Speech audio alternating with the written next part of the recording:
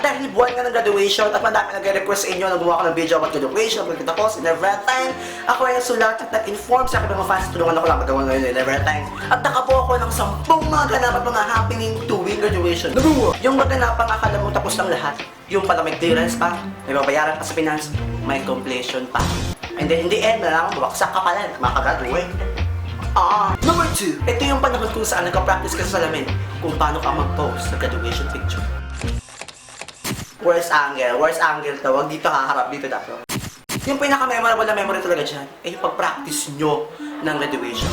Yung kaganapan kung kailan malapit na kayo magtapos, kung kailan na kayo malapit graduate, matapos yung taon, matapos yung pag-aaral ninyo, eh saka mo pa naging super close yung iba. It's too late.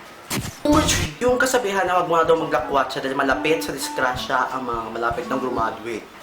Number 4, yung kaganapan na, taray ng makeup te, saan punta? Puntang mawa? Yung kaganapang palaki ng mga kulot, uso yung mga ribanded na buhok, yung mga wala niya nakilay ng mga nanay. Yung tipong may nakita kang nanay sa gilid, at sinabi mo, ay, nanay na pala yun. At darating sa punto, magkakalaitan ng mga nanay. Padamihan ng burloloy at bulaklak sa katawan. Ito anak, suotin mo ito para kahit wala kang medal, may bulaklak ka. Tsaka, huwag ka nang pag-choose, wala tayong budget. Number 5, ito yung panahon na kung saan yung mga classmate mo hindi mo inaasahan na maliligo, na mag-aayos, naganap na, natumbok mo, naipush ng bongga. Kaso nga lang, kulang ng konting effort dahil sa sobrang excitement, nakalimutan mag-deodorant at mag-toothbrush. Number 6, yung tipong dahil na sobrang dami ninyo ay nagkakalituhan na sa magbibigay ng diploma at nakakahagard na ang init. Lalo pa naman nag-wet ang kilikili pag na-excite. Congratulations! Thank you po. Ano to? Ano to?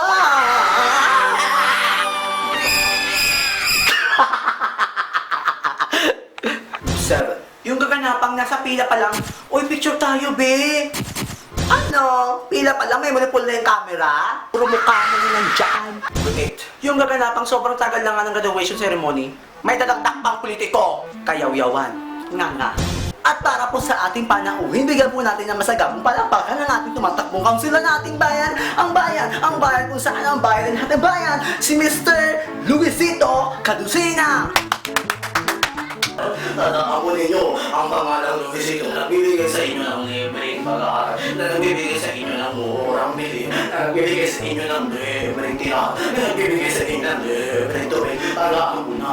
At dahil sa sobrang tagal ng graduation itself, yung iba, nabulok na ang mutuka, na maho na ang hininga. Salamat sa'yo kasi kami tumulong sa akin. Ikaw talaga yun. Ikaw. You don't do that to me. Layo.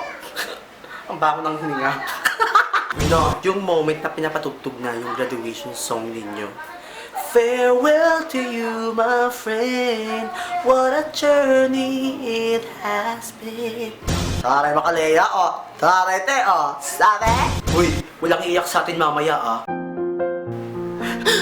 Wala pa. May iba-ibang level pa yan na pag-iyak. Easy. Hindi ko kaya to. Naiyak ako. Mild. Hindi ko kaya to. Naiyak ako. Strong. Ay, wala magkakalimutan sa atin. Hindi ka nakakalimutan. Hindi ka nakakalimutan. Extra strong. Hindi ko kayo makakalimutan. Hindi ko kayo makakalimutan.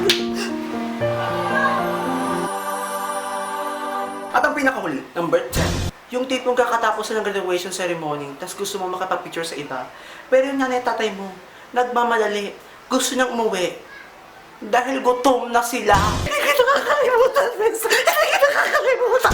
Yung tipong meron kang classmate na parang, hindi ba natin papraktisan to? Mali-mali pa yung galaw. O baka nakalimutan niya yung utak sa bahay, super excitement. Ano? Yung mga baklang hindi mag-alandi dahil nasa audience ang tatay nila. Yung moment na ito niya yung huling araw na makita mo yung crush mo, nabuo yung barkada nyo, nasuot mo yung uniform mo. Namimiss ko to. Yung darating talaga sa punto kung saan matatapos na ang pag-aaral mo sa elementary, high school, o kolehiyo. Dahil kailangan natin mag-move forward. Forward talaga tayo, forward.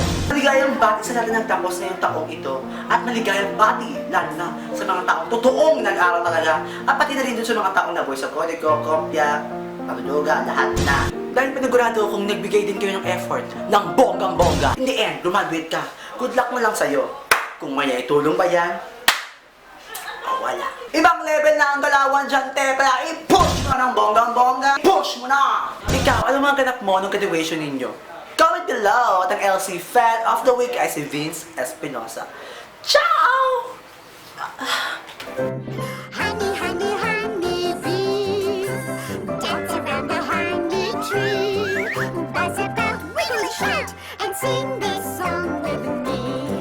Naksuotin mo to para kahit wala kang medal, may labang ka. Ano to? Huwag ka na mag-choosy!